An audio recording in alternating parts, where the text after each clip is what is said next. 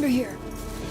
What the gameplay needs to do is immerse you in the world, give you as many interesting actions to survive in this world and overcome obstacles. And obstacles could be infected, it could be other people, it could just be the environment, it could be rushing water, anything that could happen in this post-apocalyptic world. Are you clean? Yeah. But more than anything, it needs to put you in Ellie's shoes, that you're experiencing what Ellie's experiencing, making you feel what she feels. Because the more we do that, the more the emotional beats of the story work for us, and the more they work for us in this very unique way that only works in video games.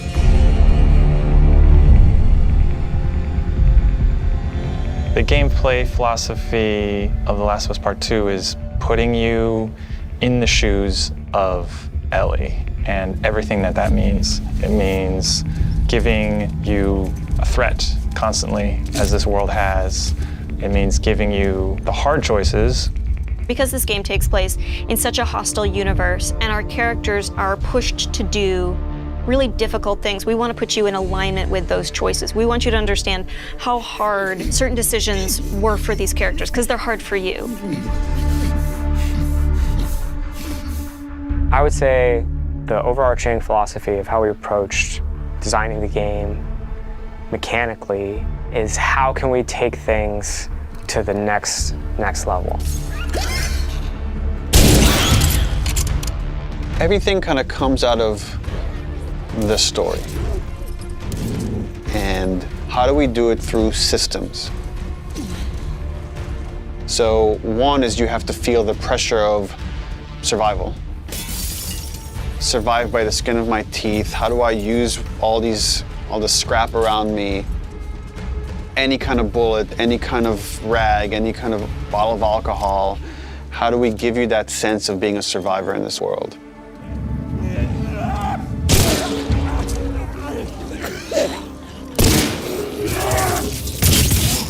Ellie is very small compared to Joel and more nimble. How do we make you feel like you're not the strongest person in the room, but you still should be able to rise to the challenge and survive, you know, a fight with a bunch of people that are all bigger than you? So therefore it meant creating a character and systems and mechanics that allow you to be much more nimble. And that's where we added a jump button. Deal. In the first game we had a clamber button, but not really jumping. And here, Ellie can jump. The combat scenarios are much more vertical, where Ellie can use elevation to her advantage. Prone is a huge, huge one. Prone, obviously, it means to lay flat on the ground. Something so simple, again, something that in real life you'd be able to do. Letting the player have access to all their weapons, all the items, crafting, everything while in that position. And it just creates so many more emergent things in gameplay. Now that we have this other state that the player could be in, which are very low to the ground, how else can we use this other than just hiding in vegetation? We're like, well, there's a lot of man-made things or different structures that have collapsed that allow just enough space for you to crawl under, and which means that now, as enemies are looking for you, you can crawl under things and hide, and it's just one more way to assess your environment and use it to Ellie's advantage. Now, because you can hide under things, we made them smarter and gave them the ability to look under things. So while you might hide somewhere and be safe for a while, eventually they're going to start looking under stuff, and if you're hiding under a truck and they spot you, they're going to yank you out and then try to kill you.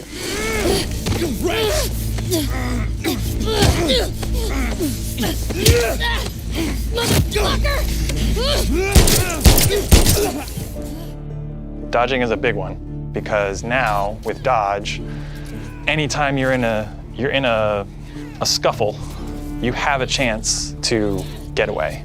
You have a chance to counterattack. It lets escape be an option as well.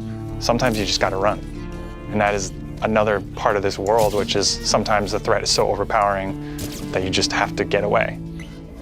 When you are partially hidden, or you're in grass, that means people from afar can't see you, but people from closer can kind of see you.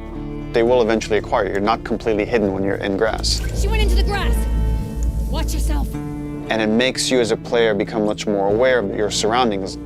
Jump, prone, dodge, all these things feed into both exploration and combat because it lets us expand the space. The size of spaces can be bigger, the intricacy of spaces can be more complex, and it still works exactly as you would expect.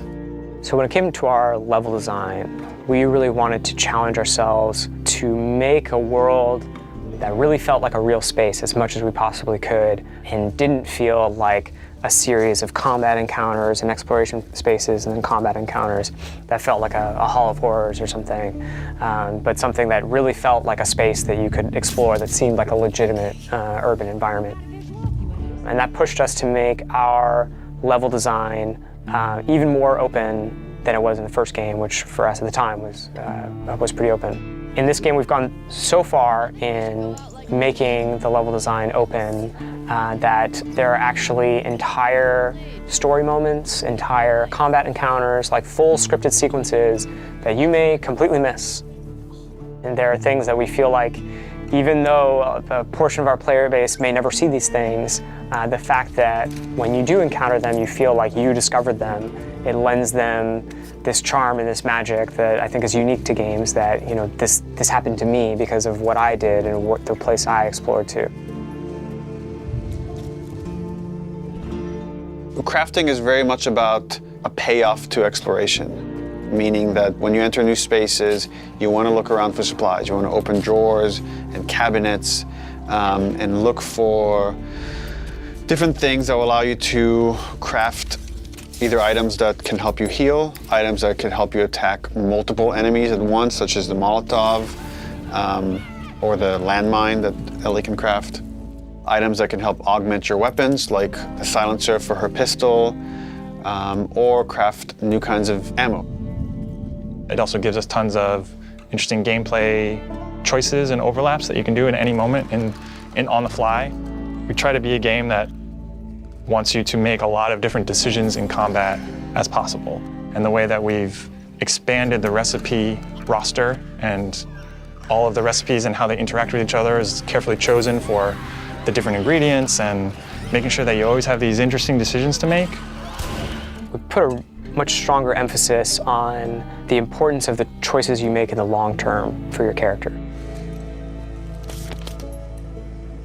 It'll be useful. Through the weapon upgrade system, through the player upgrade system, there aren't enough resources in a single playthrough to fully upgrade your character.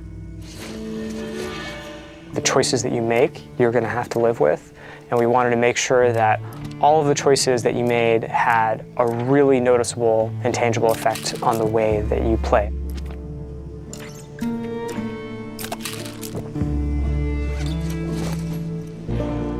You feel a greater kinship with Ellie because you are living with decisions that you've already made. Like you are continuing this through line of her journey through this world, and the moment-to-moment gameplay is influenced by that in a way that we haven't before.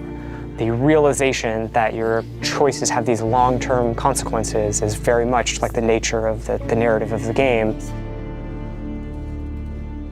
And I'm happy that the mechanics are supporting that.